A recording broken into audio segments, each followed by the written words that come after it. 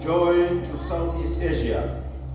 New Year for the Laʼ Huǐ. From Southeast Asia to the United States, Laʼ Huǐ people gather to celebrate New Year. The Laʼ Huǐ ancestors believed that one of the blessings would be bountiful if one danced joyously. When midnight strikes, the first day of the celebration begins, and the Laʼ Huǐ people wear traditional garments, signifying the tribe they belong to.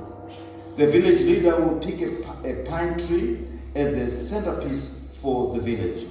Each household will decorate a tree with pairs of handmade rice patties to thank God for their year's harvest. The secular rice patties represent the moon and the harmony of the Laʼ Huǐ people.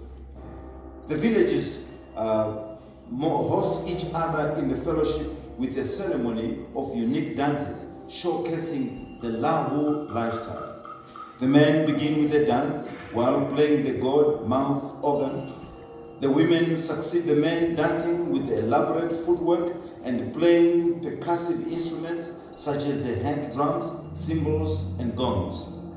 On the last day, everyone goes to their own home village to celebrate the closing ceremony, where the elders give their final remarks and prayers.